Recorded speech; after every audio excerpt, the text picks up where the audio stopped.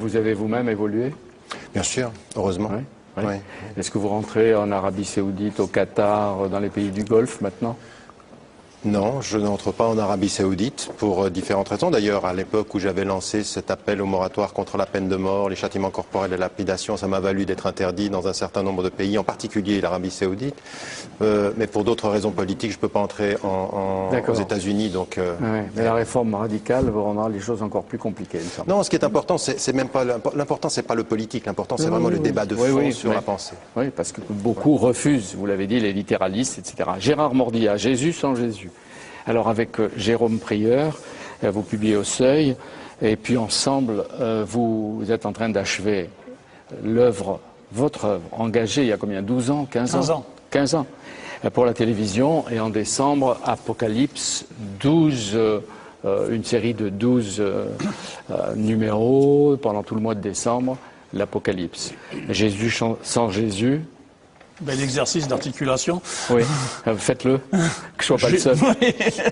Non, Jésus, sans Jésus, c'est nos propres travaux, c'est-à-dire que dans les séries que nous avons faites, nous filmons une cinquantaine de chercheurs venus du monde entier sur les questions du texte. Dans les livres que nous avons publiés, ce sont nos propres travaux, et là très précisément sur la christianisation de l'Empire romain, c'est-à-dire comment une petite secte juive deviendra en 3 siècles la religion officielle de l'Empire romain. Vous avez trouvé la réponse? Non, bien sûr que non. Parce qu'il y a une chose dont on peut être certain, c'est quand on trouve la réponse, c'est qu'on se trompe. Donc seule la complexité et la question est intéressante. Ben, on voit bien que le questionnement est infini. Il y avait une phrase de Maurice Blanchot, qui parlait peut-être comme un talmudiste, et il disait « La vraie question n'attend pas de réponse. S'il y a réponse, celle-ci n'apaise pas la question. Et même si elle y met fin, elle ne met pas fin à l'attente qui est la question de la question. Toute réponse doit reprendre en elle l'essence de la question qui n'est pas éteinte par qui y répond. Hein? Bon, bref, vous traduirez, vous nous ferez la lecture. Et Jean-Claude Guibaud, au Seuil, Le commencement d'un monde. Et vous l'avez écrit et publié avant la crise, comme si vous l'aviez pressenti. Vous savez, c'était pas, pour dire la vérité, c'était pas très difficile de prédire ce qui allait se passer. Voilà bien 5 ou 6 ans que quantité d'auteurs, notamment aux États-Unis, avaient écrit pratiquement noir sur blanc que le système néolibéral était devenu fou en se financiarisant et qu'il allait se fracasser contre un mur. Je cite d'ailleurs dans mon livre quelques textes, notamment, c'est un point de détail, mais dire maintenant qu'on ne l'avait pas prévu, il fallait vraiment ne pas lire des livres. En même temps, il y a trop de gens qui maintenant l'avaient prévu. Oui, alors maintenant, puisque c'est passé. Nous allons vivre un phénomène de décroissance. Maintenant, il va y avoir à la fois les renégats et puis les vieux croyants. Il y a encore des gens qui disent, vous savez, si le système a échoué, c'est qu'il n'était pas encore assez financiarisé. Le commencement d'un monde, quel monde? D'abord, nous sommes en train de vivre une mutation au moins aussi importante que la fin de l'Empire romain ou la Renaissance. C'est une évidence. Nous vivons ce que Karl Jaspers appelait un moment axial. Donc le monde qui naît, pour des tas de raisons. Nous vivons des tas de révolutions en même temps, économiques, technologiques, de toutes sortes. Donc il faut bien prendre conscience de la radicalité de ce que nous vivons. Le monde dans lequel nous entrons ne sera plus dominé par l'Occident, pour dire les choses clairement. La séquence de domination occidentale, qui aura duré 4 siècles, en effet, depuis le début de la Renaissance, cette séquence durant laquelle, par une espèce de hasard historique, on avait fini par identifier la modernité avec l'Europe, avec la culture occidentale, et c'est-à-dire la représentation du monde qui voyait un centre qui diffusait vers la périphérie les lumières, la culture, la puissance. Mais il va vous expliquer que ça ne date pas d'aujourd'hui. Mais quand vous avez vu l'aube de ce monde, à quel moment?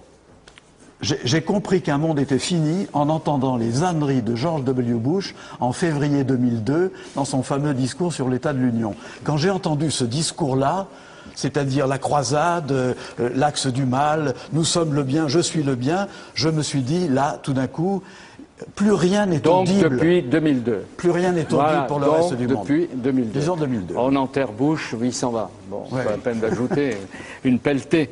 Serge Gruzinski, pourquoi vous dites que l'Amérique et les terres d'islam ont leur sort lié depuis 1492? Il suffit de penser à Christophe Colomb. Quand il revient de la première expédition, il explique au roi catholique, au roi d'Espagne, qu'avec l'argent des îles, c'est-à-dire de ce fabuleux continent, qu'est-ce qu'on va faire? On va reprendre Jérusalem et on va en finir avec l'islam. Et ça commence comme ça. Et cette Amérique, Ce nouveau monde a quelque chose de merveilleux pour les chrétiens, c'est qu'il n'y a pas de musulmans. C'est le seul endroit au monde. Les Portugais arrivent en Chine aussi il y a des musulmans, aux Philippines il y a des musulmans, il y en a partout, là il n'y en a pas. Et donc il y a l'idée qu'avec le nouveau monde, avec ces Indiens qui finalement ne sont que des païens et qui sont désormais des chrétiens, eh bien on va finir par faire basculer définitivement. C'est pas aussi simple, parce qu'on va les trouver, on va voir comment. Et à Constantinople, on accueillait les juifs et les musulmans chassés en 1492. Il ne faut pas oublier que c'est vrai que le XVIe siècle, la Renaissance, c'est un moment fondamental pour l'Occident, mais c'est aussi un moment plus difficile pour les mondes de l'islam. La mondialisation, jusque-là, elle avait été islamique. Et l'Empire ottoman à l'époque, au XVIe siècle, c'est l'autre grande puissance face à l'Espagne.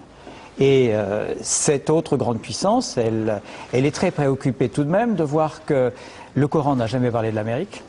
Les savants arabes, les savants de l'islam n'ont jamais parlé de l'Amérique, et qu'en plus, cette Amérique, elle est tombée aux mains des infidèles.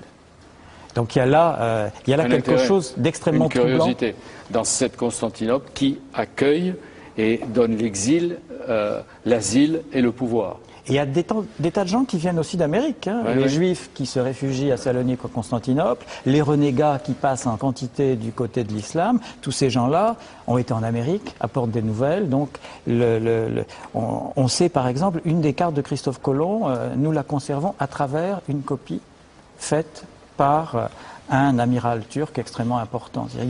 On a toujours l'habitude de séparer les mondes et de voir l'Orient vers l'Orient et l'Occident vers l'Occident. Malheureusement, en histoire, c'est beaucoup plus compliqué. Et tout ça n'empêchait pas la curiosité et l'intérêt, parce que vous montrez bien qu'il y a des explorateurs, des astronomes, des géographes, c'est important, les géographes, et des philosophes, Luc, qui circulaient lentement, mais qui circulaient de l'un vers l'autre, et qui enrichissaient l'un et l'autre. Bien sûr. Et puis, il y a ce problème qui se pose à tout le monde, aussi bien aux Turcs qu'aux chrétiens. Qu'est-ce qu'on fait avec un monde qui comprend une quatrième partie, avec le Nouveau Monde? C'est pour ça que vous avez écrit il y a quelque temps les 4 parties du monde, histoire d'une mondialisation. C'était déjà le XVIe siècle. 16e. Hein? Ouais. C'est un très beau livre. Il y a quelques années, en 2003 ou 2004. 2004. Quelle heure est-il là-bas? Qui a posé cette question et où? Moi, je suis passionné de cinéma et c'est un film d'un cinéaste de Taïwan, Tsai Ming-liang, qui est un magnifique film, qui est totalement contemporain, mais je pense que l'historien, il doit faire le voyage sans arrêt entre le passé et le présent. C'est un petit Taïwanais qui imagine Paris, qui rêve de Paris parce que sa petite amie est partie de l'autre côté. Et donc qui essaie de savoir quelle heure est-il là-bas, quelle heure est-il à Paris, et qui imagine à travers des films ce qui peut se passer dans une autre partie du monde. Oui, mais vous citez un astronome espagnol qui demandait quelle heure est-il à Cusco au Pérou quand il est 9h du soir en Sicile. Et vous dites, il répondait midi, mais il ne se trompait que de 3 heures. Il avait simplement fait une petite erreur sur le décalage du temps, mais il se posait la question. Alors la question pour nous, elle est banale. C'est la première fois au XVIe siècle sur la planète qu'on se pose ce type de question. Ouais. Et qu'en même temps, les gens voyagent. Parce que ce n'est pas une question théorique, c'est une question de gens qui éventuellement vont au Pérou ou peuvent aller en Chine ou au Japon. Je disais que les géographes ont de l'importance. Comment, à Istanbul, on a des cartes de ce qui se passe dans le Nouveau Monde?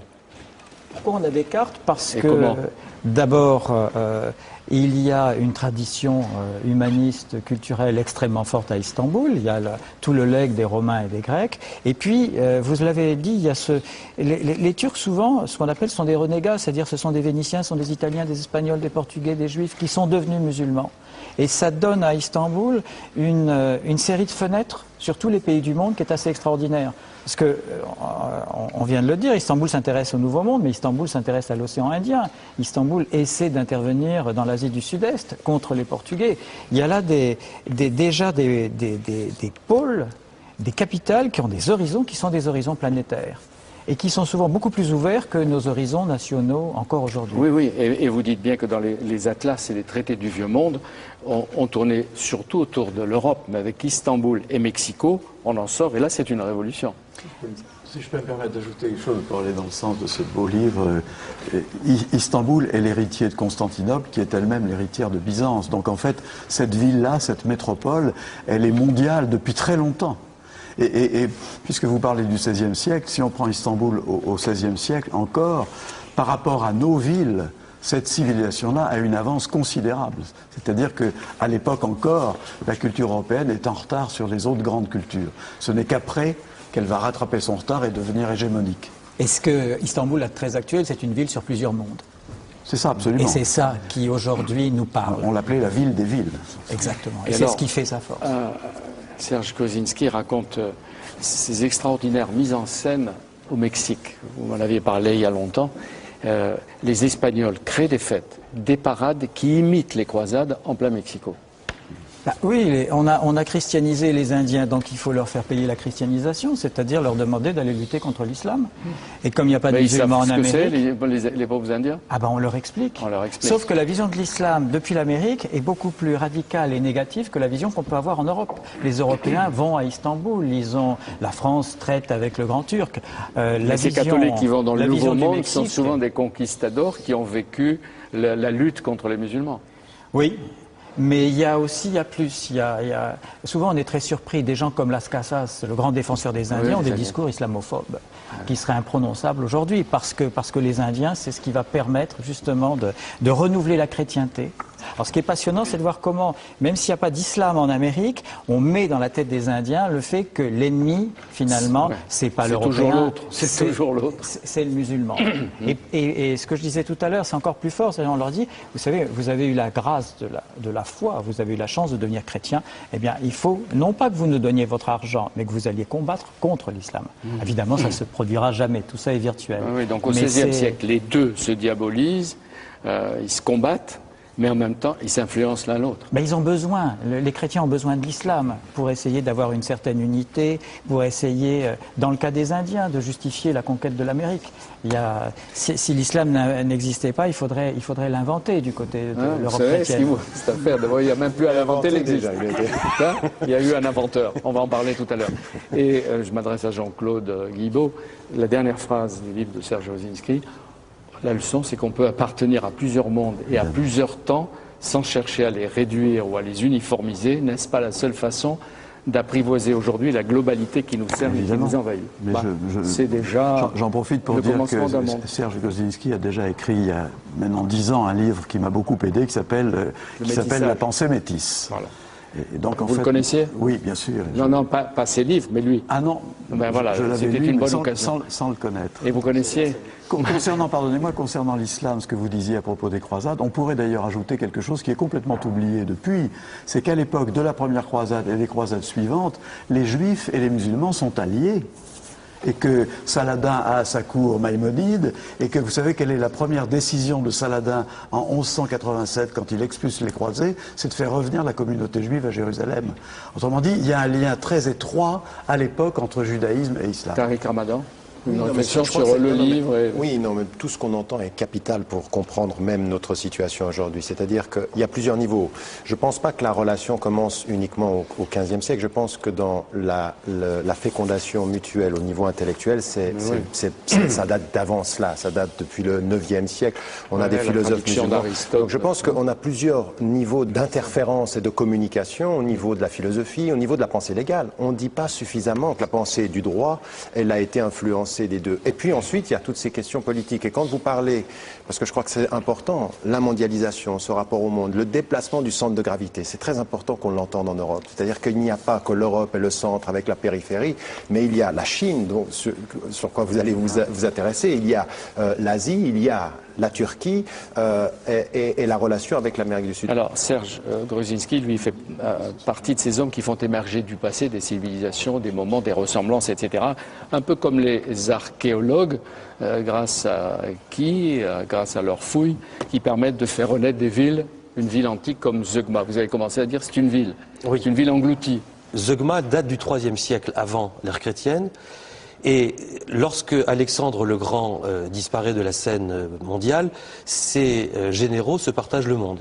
Vous avez Séleucos Ier qui va prendre la partie orientale. Alors qui va prendre Zeugma? C'est lui qui crée Zeugma. Il crée une ville à son nom, et il va en créer plein de villes à son nom qui vont s'appeler Séleucie. Et puis en face, parce qu'il était très amoureux ou pour des raisons politiques différentes, il crée une autre ville, juste en face de la ville de Séleucie, il crée une ville qui s'appelle Apamée, du nom de sa femme. Donc il y a une ville en son nom et une ville au nom de sa femme. Et entre les deux, il crée un pont de bateau tout à fait sophistiqué, tout à fait moderne. Et ça va être un pont extrêmement important puisqu'on est sur la route de la soie. entre Antioche et la Chine, et tous les commerçants qui vont de l'ouest vers l'est vont passer sur ce pont, et tous les gens qui vont de l'est vers l'ouest vont passer sur ce pont.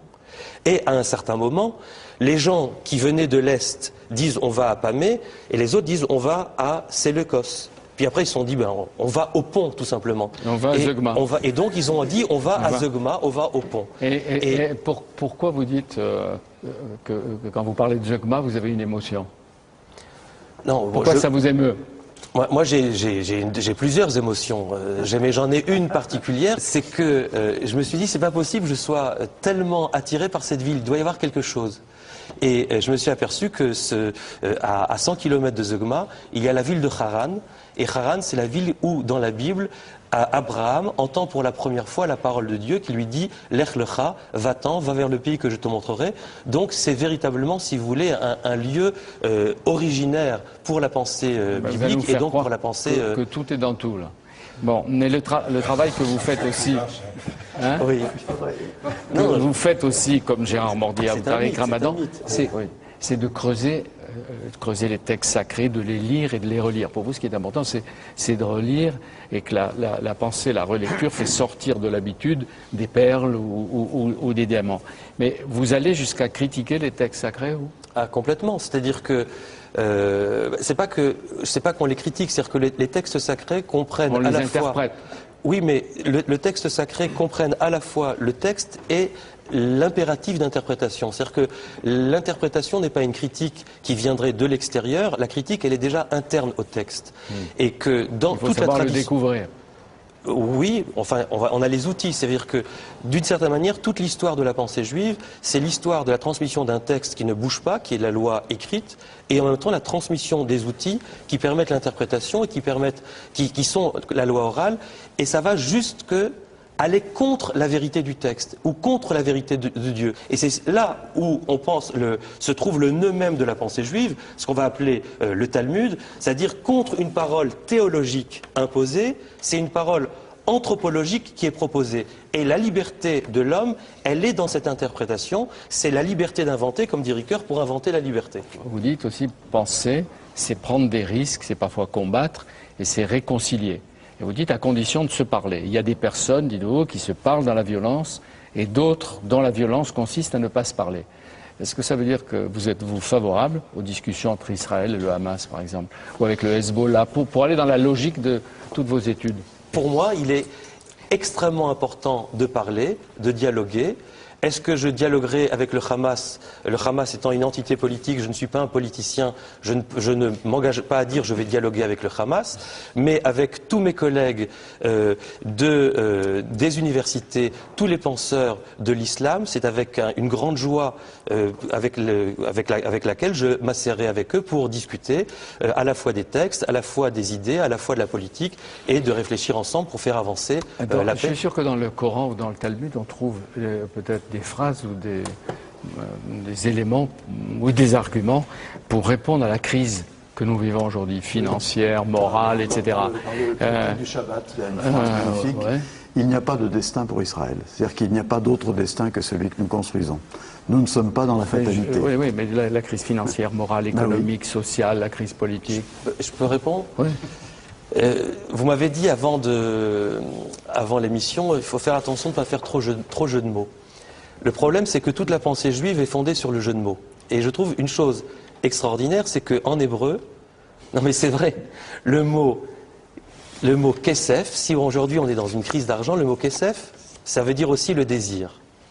Et si aujourd'hui, pour moi, il y a une crise de l'argent, je vais l'interpréter à partir de là comme crise du désir. Et je vais me poser la question, où en est le désir aujourd'hui qui fait qu'on est dans cette crise-là? Pour moi, c'est une orientation de pensée, et je pense que ça ouvre une manière différente d'aborder le problème. Et Mohamed avait averti, vous le citez, pour chaque communauté, il est un objet de discorde, de tension et de désordre, et cet objet pour ma communauté, c'est l'argent. Oui, je crois que vous posez une question essentielle, c'est-à-dire on est en face d'une crise mondiale, et la vraie question c'est quelle est la contribution des différents systèmes de pensée, que ce puisse être des philosophies ou des religions. Est-ce que oui ou non dans les différentes religions il y a des apports possibles? Oui, sur des questions fondamentales, ce sont les questions des finalités. finalement, qu'est-ce que nous voulons? Pourquoi faisons-nous ce que nous sommes en train de faire? Avec les questions des finalités, c'est la question de l'éthique. Et donc ces questions-là, elles étaient présentes au Moyen-Âge, elles sont d'autant plus présentes dans notre ère de crise aujourd'hui. Et c'est là où aujourd'hui, il faut absolument ouvrir le dialogue. Faut pas se poser la question de savoir s'il faut dialoguer pour dialoguer. Il faut qu'on se pose des vraies questions. Pour la question politique que vous posiez. Aujourd'hui, vous le saviez, c'est son hypocrisie. Il y a du dialogue entre l'entité, entre Israël et le Hamas et les acteurs politiques. On le sait. Via d'autres. Exactement, via d'autres. Mais à partir d'un certain moment, si on veut la paix, il va falloir que tous les acteurs discutent. De la même façon, sur le plan philosophique, sur le plan de l'éthique, il faut aujourd'hui que nous apportions la contribution de nos vues. Et là, toutes les traditions religieuses ont historiquement produit des questions sur les finalités, des questions éthiques fondamentales. Marc-Alain Wackling doit être content parce qu'on peut partir d'un sujet et on traite toutes les affaires du monde. C'est ça, c'est ça le dogma. C'est ça le dogma. On a bien fait d'en parler. Quand commence le christianisme? À la naissance du Christ ou à la mort du Christ? C'est une question qui a beaucoup travaillé tous les chrétiens. Alors on peut se dire ça commence à la naissance de Jésus, mais on ne sait pas quand il est né, donc ça tombe mal. C'est peut-être à sa mort, mais on ne sait pas non plus quand il est mort. On a une fourchette, mais on ne sait pas exactement quand il est mort. On peut se dire que c'est au moment où Paul va vers... D'accord, mais 15 ans d'études, vous avez la réponse? Non, parce qu'il n'y a évidemment pas une réponse. On peut pas. Si on désigne une date... La date, elle est forcément un point de vue, je dirais, dogmatique. On peut choisir dogmatiquement de dire ça commence là. En réalité, ça ne commence pas là. Ça commence. Est-ce que ça commence au moment où Constantin adhère au christianisme ou quand Théodose en fait la religion officielle et obligatoire de l'Empire? On ne sait pas. Vous savez, moi, je pense qu'il y a une vraie rupture, c'est vrai, entre à partir du moment où ça devient la religion officielle de l'Empire. D'ailleurs, il y a une chose très intéressante, c'est de voir que l'histoire chrétienne s'est quand même beaucoup nourrie de son martyrologe. Or, qu'est-ce que constatent tous les historiens? Il y a eu finalement assez peu de martyrs du temps des empereurs païens, enfin beaucoup moins qu'on l'a raconté ensuite, mais il y en a eu beaucoup plus à partir du moment où on est devenu la religion officielle et où de religion persécutée, on est devenu persécutrice. Alors là, il y a une rupture très forte et on a beaucoup cité la phrase célèbre d'Alfred Loisy qui disait « Jésus annonçait le royaume et c'est l'Église qui est venue ». Eh bien oui, la séparation entre les deux n'est pas simplement une coupure, je pense que c'est vraiment un gouffre. Et vous dites le christianisme devient romain alors qu'il était jusque-là plus oriental qu'occidental. Et vous montrez qu'il y a 16 surprises qu'aurait Jésus s'il revenait sur Terre. Il y en a quelques-unes, il serait surpris. Oh non, mais il serait surpris de beaucoup de choses. D'abord, la première chose dont il serait surpris, c'est simplement que le monde existe encore. Puisque pour Jésus, il attendait, comme tous ceux de son temps, la fin des temps pour ceux de sa génération. Mon royaume n'est pas de ce monde. Il paraît qu'il n'a pas dit. Non, ça c'est une trouvaille extraordinaire de l'auteur de l'Évangile selon Jean. Il ne reconnaît pas Jérusalem. Ah non, puisque Jérusalem a été romanisée après la défaite de 135. Enfin, il y a énormément de choses. Enfin, il ne reconnaîtrait pas qu'on le célèbre en image, il ne reconnaîtrait pas qu'on le prenne pour le Fils de Dieu, voire pour Dieu lui-même. Enfin, tout ça est absolument inconcevable dans la pensée. Il ne serait pas chrétien, quoi. Il ne l'a jamais été. Ouais. Il n'a jamais rencontré de chrétien, il ne l'a jamais été, il n'a jamais pensé ce que serait le christianisme. Le christianisme, alors... Qu'est-ce qui a fait son succès? Les raisons sont multiples et très difficiles à en faire la liste complète, mais c'est certain que Jésus, lui, est resté juif de sa naissance à sa mort. Vous dites la première surprise, il ne pourrait pas lire la Bible parce qu'il parlait ni grec ni latin. Oui, enfin, il ne pourrait pas lire le Nouveau Testament. Ben oui, bien sûr, il parlait hébreu ou araméen. Il parlait peut-être les deux, mais... Alors, on a fait des théories, mais évidemment, on peut dire aussi, s'il était Dieu, bien sûr, il pourrait lire le grec sans aucun problème, mais... Ouais.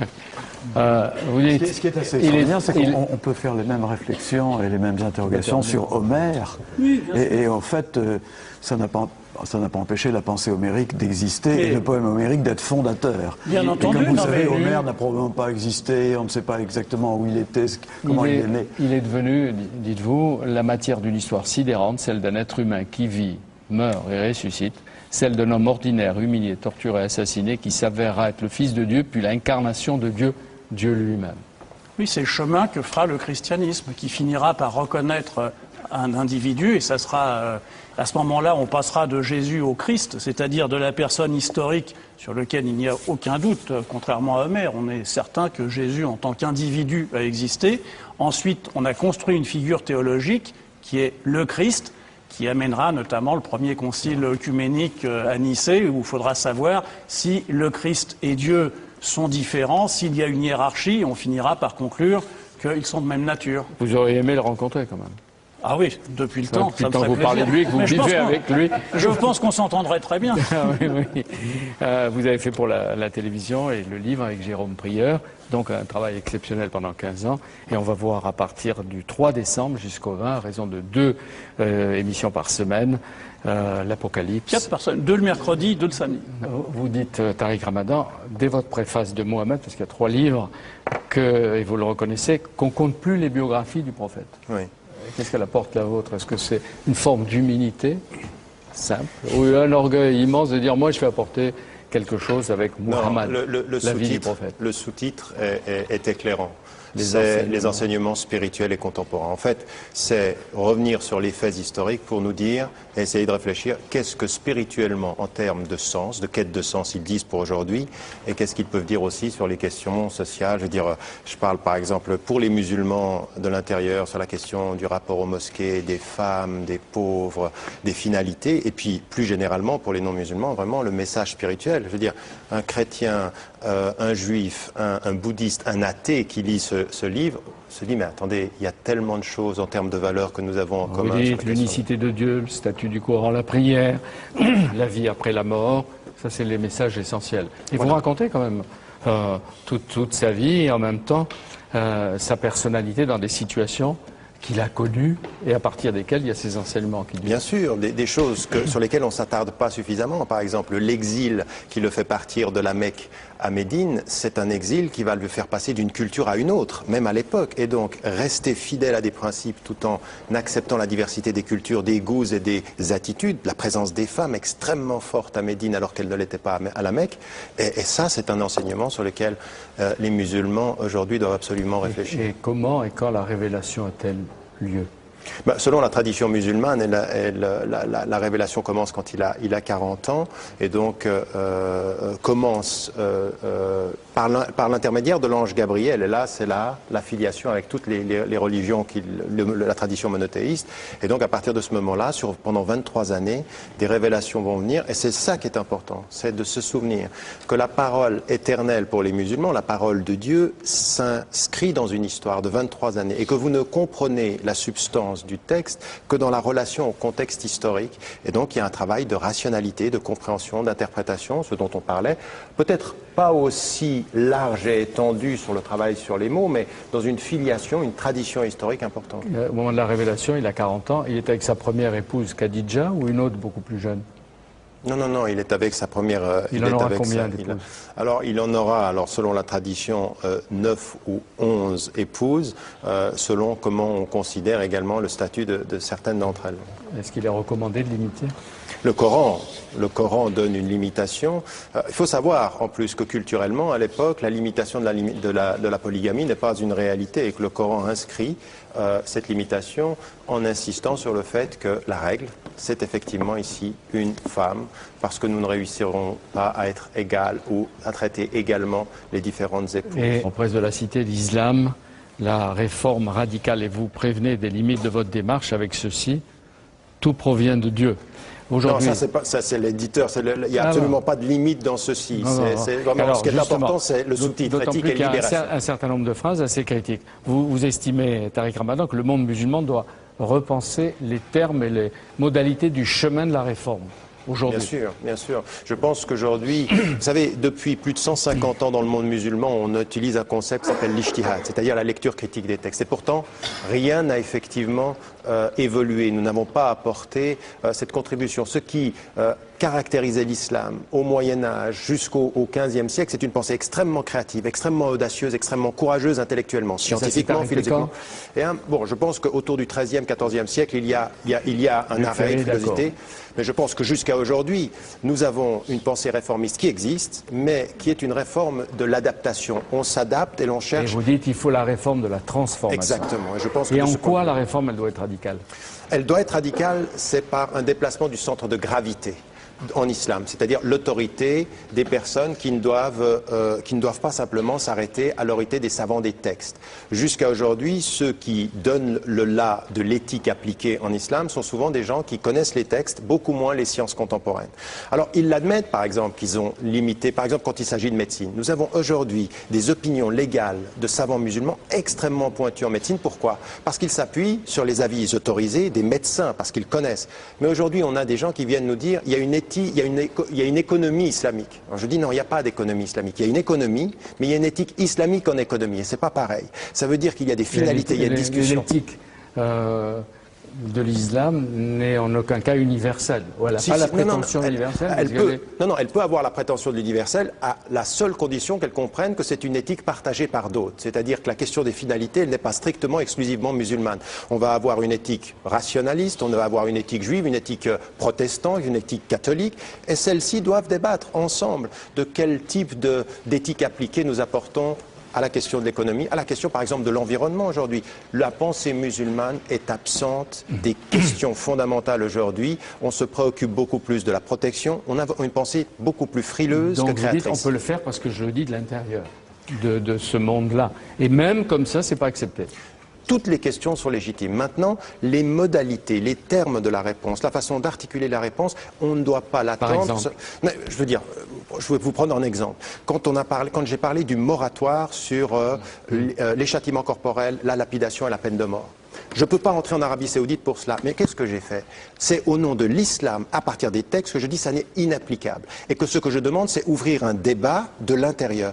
De l'Occident, on m'a regardé de haut en disant mais attendez, il faut condamner tout de suite. C'est joli dans les salons parisiens de condamner, mais ça ne fait pas avancer la pensée de l'intérieur. Par contre, aujourd'hui, appelez les savants à dire mais qu'est-ce que disent les textes? Est-ce qu'en fait... Mais ils ne veulent pas. Les autorités de l'islam n'en veulent pas. Je vais vous dire une chose. Et vous pourrez vous réduire au silence si vous n'étiez pas en Occident. Bien sûr. Non mais attendez, exactement. Moi ce que je dis, c'est que la pensée musulmane contemporaine va beaucoup évoluer par la pensée qui se produit à la périphérie et non pas au centre. C'est-à-dire en Occident et en Turquie et ailleurs que dans le monde arabe proprement dit. Ça c'est une première des choses. La deuxième des choses qui est importante, c'est qu'effectivement ils ne le veulent pas. Mais j'aimerais vous dire que dans les dernières années, sur cette question de l'appel, ça a été entendu. Il y a des savants qui disent mais oui, il faut qu'on ouvre ce débat. C'est-à-dire qu'il faut qu'on secoue. C'est ça la radicalité d'une pensée. Mais ce débat, il ne peut avoir lieu qu'en Occident.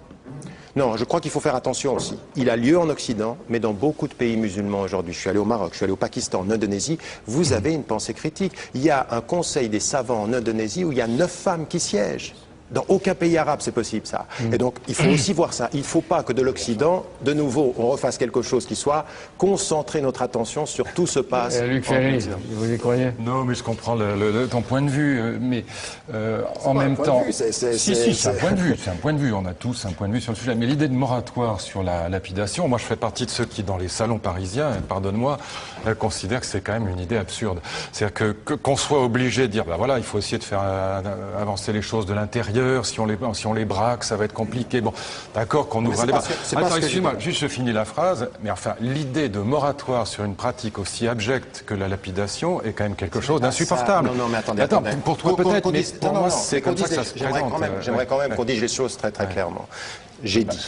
Mais j'ai dit que moi j'étais contre l'application de ces peines-là. Je l'ai dit. Maintenant, je veux être entendu par le monde musulman. Ni Luc Ferry, ni personne ne peut dire qu'il y ait des textes aujourd'hui qui disent ceci. Pas simplement pour la lapidation, pour la peine de mort et les châtiments corporels. Les pratiquer en tout cas. Alors oui, non mais justement, l'hypocrisie en Occident... La pratique, les gens ne le savent pas, mais elle est vraiment abjecte. Elle est immonde, donc il y a quand même des limites. On ne peut pas discuter de ça.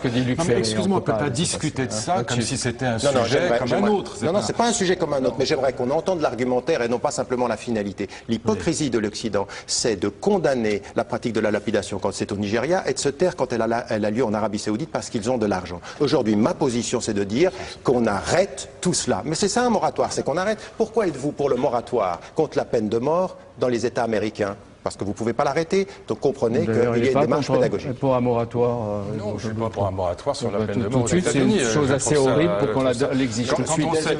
Amnesty International aujourd'hui vous le dit clairement, et Jacques Chirac l'a dit quand vous étiez vous-même au gouvernement, un moratoire sur la peine de mort en Chine. Pourquoi? Parce qu'aujourd'hui, si vous demandez que ça s'arrête, ça ne se passera pas comme ça. Je ne suis pas Jacques Chirac, je ne sais pas ce qu'il a dit, mais non, sur les États-Unis, quand on sait, par exemple, aux États-Unis, et toutes les enquêtes, toutes les statistiques le montrent, qu'il y a 6% d'innocents qui sont condamnés à mort exécutés, donc on le sait après. Cette objection-là constitue pour moi une objection si grande. Non, juste je termine la phrase. Sur la peine de mort aux États-Unis, que l'idée même de parler de moratoire sur la peine de mort aux États-Unis me paraîtrait aussi absurde. Faites la différence, s'il vous plaît, faites la différence entre la finalité qui est de dire je suis contre et la pédagogie qui consiste à aller comment est-ce qu'on fait pour aller contre? La première chose que j'ai dit, j'ai dit je comprends bien. Juste laisse-le finir. Non, il ne s'agit pas de départager, je n'ai pas besoin d'arbitre pour départager, je dis ce que je dis, point final. Moi, je dis tout à l'heure. Non, mais attends, le dialogue, très bien, mais non, pas le dialogue sur la lapidation, quoi. Ça suffit. C'est pas un sujet de dialogue. Non, justement, je dis, c'est pas un sujet de dialogue. Il y a quand même des limites à la connerie aussi. Bon, c'est pas un sujet de dialogue, et j'ai pas besoin d'arbitre pour arbitrer sur la question de la lapidation. C'est quand même un truc immonde. Et alors, si vous là-dessus, non, on peut pas dire, on va ouvrir une discussion pour ou contre. Il y a des limites. Qui a dit ça? Qui a dit ça? Je dis tout à l'heure. Qui a dit ça? Quand on dit qu'on ouvre un moratoire, ça veut dire qu'on cesse l'application. C'est ça que ça veut dire. Non, c'est pas ça. C'est qu'on cesse l'application et on ouvre une discussion sur la légitimité légitimité parce qu'il y a des de la textes chose. et que vous savez que c'est pratiqué. En tout cas, moi, ce que je pense là-dessus, c'est que si les intellectuels arabes, ou pas arabes d'ailleurs, musulmans, si les intellectuels musulmans avaient une position claire, ferme sur un certain nombre de sujets de ce type, ce serait beaucoup plus efficace que d'avoir comme ça.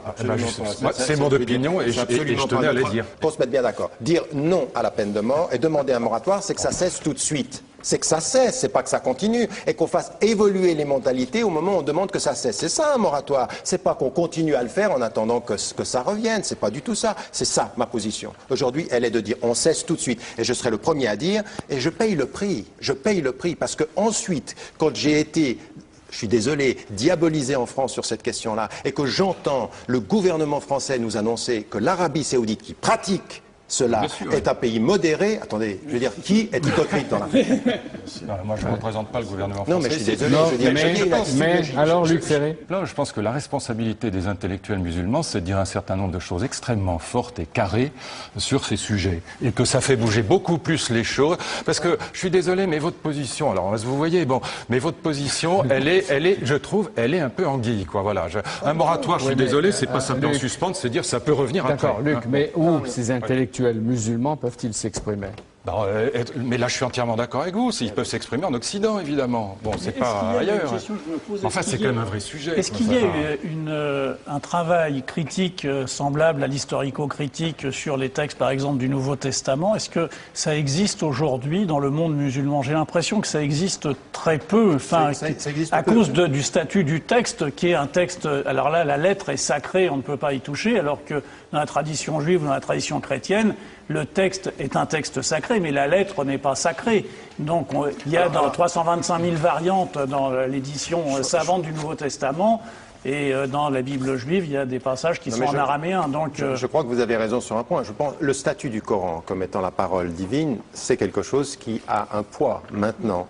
Dans l'approche critique et historico-critique, c'est-à-dire d'interprétation en fonction du contexte, tout cela existe, a existé dès le début de la tradition légale musulmane, parce que l'islam est aussi une orthopraxie au sens où c'est lié à une dimension légale. Donc tout cela a existé. Maintenant, encore une fois, quand vous avez des textes, et quand vous avez des textes où vous avez des mouvements qui s'y réfèrent, toute la question est de savoir comment vous engagez un débat rationnel, rationaliste, critique par rapport à des textes, dans des sociétés où aujourd'hui l'islam est instrumentalisé dans un sens ou dans l'autre. Il faut se poser la question de la sagesse et de la pédagogie du changement et non pas simplement des principes qui parfois se cachent derrière. C'est la réforme radicale. Marc-Alain Waknin. Ce qui est important, me semble-t-il, c'est la capacité au sein même de l'islam, d'un point de vue légal, de faire évoluer le texte et l'interprétation pour arriver, je vais vous donner un exemple. Excusez-moi, je vous rends la parole tout de suite, mais je suis choqué même que vous mettiez sur le même plan la peine de mort que j'abomine et que je condamne, et la lapidation. La lapidation, il faut quand même rappeler ce que c'est. Donc on enterre la femme jusqu'au cou. C'est pas la femme seulement d'abord, et c'est d'abord... Mais c'est la femme, il faut le dire, la lapidation. Alors allez, Luc Ferry. C'est là que je peux pas accepter ça. Et en même temps, il est quand même, dans la pratique, comme dans un certain nombre de textes, il est dit qu'on doit prendre des cailloux qui sont suffisamment petits pour que ça blesse bien, et pas trop gros, parce qu'il ne faut pas que ça tue tout de suite. Je veux dire, il faut quand même rappeler ce que c'est. Alors, l'anecdote, vous prenez... L'anecdote. Non, attendez, l'anecdote, on tue avec... Mais ça se pratique au Pakistan, en Afghanistan. Comment vous dites, c'est une anecdote? C'est suffisamment grave pour qu'on ne vienne pas aujourd'hui avec des textes qui sont des textes qui n'ont rien à voir avec la tradition musulmane. Mais des pratiques alors, non, mais la question aujourd'hui, non. Où est-ce que vous avez, attendez, où est-ce que vous avez, où est-ce que vous avez des gens qui vous écrivent, il faut prendre des pierres qui soient pas trop grandes. Attendez, je veux dire qu'on soit sérieux un tout petit peu. C'est suffisamment grave ce sujet pour qu'on n'y rajoute pas de l'émotionnel. Aujourd'hui, on est dans une discussion critique. Je suis désolé, Luc Ferry, entre votre position et la mienne, ce qui fera évoluer les mentalités pour que ça cesse, c'est pas la vôtre. Parce que de l'impression que vous donnez, mais non, mais vous êtes un être humain et vous défendez des droits. Donc ayez une cohérence dans la défense de votre... Non, il faut être cohérent. Il y a de la cohérence. Mais vous êtes musulman, vous avez une responsabilité particulière. Je crois que je la prends, non? Mais je ne suis pas convaincu que vous la preniez suffisamment. Attendez, je dépends un certain nombre de positions. Ce qu'on attend, justement, moi ce que j'attends des intellectuels musulmans, et Dieu sait que vous en êtes un, et de talent, c'est que vous portiez cette parole-là de manière beaucoup plus claire, beaucoup plus nette. Et je suis désolé, on parlait tout à l'heure de pédagogie et d'efficacité. Je pense qu'en termes de pédagogie, de stratégie et d'efficacité, on aimerait que cette parole soit claire et que vous la portiez. Est-ce que je peux vous demander où est le manque de clarté entre quelqu'un qui vous dit aujourd'hui, et c'est ce que je dis partout, c'est-à-dire dans le monde musulman comme en Europe, je suis contre l'application, et au nom des textes de l'islam, ces applications ne sont pas possibles. Est-ce que vous voulez quelque chose qui soit plus clair que cela? Moi, je crois qu'il est très important de faire la critique des textes. Et que ce que vous souleviez, le problème du Coran, qui est parole donnée, qui est un bloc absolument inattaquable, renvoie à quelque chose, effectivement, qui pose un très grand problème, puisque si ce texte ne peut pas être critiqué, si ce texte, on ne peut pas en chercher les racines juives et judéo-chrétiennes. Par exemple, Sarah Strumza, qui est la grande islamologue israélienne, disait qu'un des problèmes qu'elle affrontait, c'est que beaucoup de ses collègues musulmans ignoraient aujourd'hui l'hébreu biblique et l'araméen biblique. Donc, sous le texte du Coran tel qu'il a été canonisé, si je puis dire, ils ne pouvaient plus lire l'origine du texte. Et donc, cette critique des textes et donc de ce bloc incritiquable qui est le Coran, porte en soi... Alors, Luc Ferry, vous laisse faire entendre. Non, mais on ne va pas en tourner en rond. Mais non, parce que dire je suis pour l'arrêt, la suspension, etc. Mais quand on ajoute pour un moratoire, je suis désolé, un moratoire, ça veut dire qu'on suspend quelque chose. Bon. Et donc, ça veut dire que ça peut revenir. Je suis désolé, c'est ça que ça veut dire. Vous auriez dû ajouter, si je peux me permettre, qu'au fond, quelle est la première condamnation fulgurante de la lapidation qui n'est pas condamné, dans la pensée grecque, c'est la femme adultère. C'est d'ailleurs le plus beau passage de l'Évangile à mes yeux. C'est le plus beau passage. Et quand vous regardez le texte de l'Évangile, ce qui est absolument magnifique, Jésus joue avec le sable, il est en train de jouer comme ça, il se met un petit peu en dehors du cercle. Voilà, il fait des dessins par terre, il se met un petit peu en dehors du cercle. Et ce passage-là, il est évidemment sublime. Il y a d'ailleurs un autre passage dans l'Évangile que je trouve absolument magnifique, c'est évidemment la parabole des talents qui va rompre avec ce monde aristocratique qu'est le monde grec. Et la parabole des talents, elle va dire une chose qui est absolument merveilleuse et qui va fonder, à mon avis, tout l'humanisme dans ce qu'il a de plus beau. C'est l'idée que la dignité d'un être humain ne dépend pas de ce qu'il a reçu au départ, ce qui est le monde aristocratique, mais la dignité d'un être humain dépend de ce qu'il va en faire, non pas de la nature, mais de la liberté. Cette idée-là, elle va évidemment traverser tout l'humanisme dans ce qu'il a de plus beau. Sauf que la parabole des talents, non, mais elle se termine par une phrase terrible. Oui. Faites venir mes ennemis, ceux qui n'ont pas voulu que je règne, et exécutez-les et égorgez-les en ma présence. Évangile de Luc. Ça, il est content. Non, mais parce que est-ce qu'on peut arriver? Vous donnez le symbole de la corde. Et vous dites la corde, c'est l'espérance. La corde, quand on les entend, est-ce qu'on peut leur donner la corde? Chacun est lié à travers elle. C'est vrai qu'en hébreu, la corde et l'espérance, c'est le mot. Je pense qu'il y a une espérance parce que justement, comme vous l'avez dit tout à l'heure, il y a un dialogue. Mais vous prenez le cas de l'Évangile, où on voit qu'il y a encore, dans l'Évangile, il y a une lapidation. Si vous regardez les textes juifs de la Torah, il y a une lapidation, il y a une mise à mort, etc. Il y a 4 catégories de mise à mort. Et ce qui fait que, justement, on est dans un judaïsme moderne et contemporain, c'est qu'il y a eu des interprétations, qu'il y a eu le Talmud, et que contrairement... Il y avait quand même la lapidation, on peut avoir des interprétations. Non, mais ce que je veux dire, ce qu'a fait le Talmud, c'est de transformer la loi divine, où il y avait la peine de mort, en loi humaine, où il n'y a plus supprimer le paragraphe. Mais non, où il n'y a et plus la réalité. Enfin, vous l'avez supprimé, la réalité. Non, mais où il y a justement, où il y a sinon, plus... symboliquement. Où il n'y a plus la peine de mort. Non, ce que je veux dire, c'est que la force de l'interprétation peut transformer la réalité. Luc Ferry, les mythes. Les mythes grecs. Gaïa, la terre, Ouranos, etc. Le sens aujourd'hui. Écoutez, il y a, à mon avis, un passage dans Homère qui dit le sens des mythes. D'ailleurs, je vais faire comme un autre ami, je vais raconter. C'est le moment où Ulysse s'arrête chez Calypso. Tout le monde connaît ça, ou presque tout le monde connaît ça. En tout cas, on l'a étudié à l'école. Et il y a un moment où Ulysse, quand il a gagné la guerre de Troie, veut rentrer chez lui. Et chez lui, c'est Ita qui veut retrouver son fils Télémaque, sa femme Pénélope, son père Laërte. Et il va mettre 10 ans à rentrer chez lui. Il va rester 7 ans sur l'île de Calypso. En grec, Calypso, Kaluptein, c'est celle qui cache. Calypso, elle est sublimissime, elle est absolument ravissante, c'est un canon atomique, elle est folle amoureuse d'Ulysse, elle passe son temps à faire l'amour avec lui. L'île est décrite comme un paradis, c'est l'île la plus belle du monde, d'ailleurs elle est tellement belle qu'elle n'est même pas vraiment dans le monde. Il y a plein de petites nymphètes secondaires qui s'occupent des 2 amants, et tous les soirs, Ulysse pleure parce qu'il veut rentrer chez lui. Et à un moment où, pour des raisons que je raconte pas, qui sont d'ailleurs très amusantes, Athéna demande à Zeus d'envoyer Hermès, son messager, pour dire à Calypso, il faut que tu laisses rentrer Ulysse. Et Calypso invente un stratagème pour le garder, qui va vous dire l'essence du mythe grec. Le stratagème, c'est que Calypso lui dit, si tu restes avec moi, je t'offrirai l'immortalité et la jeunesse éternelle. Elle a rajouté la jeunesse parce qu'elle pense à sa copine Aurore, une fille de Titan, une titanide, qui est tombée elle aussi amoureuse d'un mortel. Elle a demandé l'éternité, l'immortalité pour son amant, mais a oublié de demander la jeunesse. Donc le type se ratatine atrocement dans un coin du palais et elle le transforme en cigale. Bon, donc elle dit, je te donnerai l'immortalité et la jeunesse éternelle. Et Ulysse refuse. Et ça veut dire une chose par rapport au christianisme qui va naître 8 siècles après. Enfin, en gros, on va pas reprendre le débat, mais Homère, c'est le 8e siècle avant Jésus-Christ. Ça veut dire que par avance, si je puis dire, on a une réponse à la question de la vie bonne qui est non chrétienne, si je puis dire, non religieuse. C'est l'idée que, au fond, ce que veut dire Ulysse, c'est qu'une vie de mortel réussie, et pour lui, une vie de mortel réussie, c'est une vie accordée à l'ordre cosmique, une vie quand on a retrouvé son lieu naturel, qui est Ithaque pour lui. Donc une vie de mortel réussie est préférable à une vie d'immortel ratée.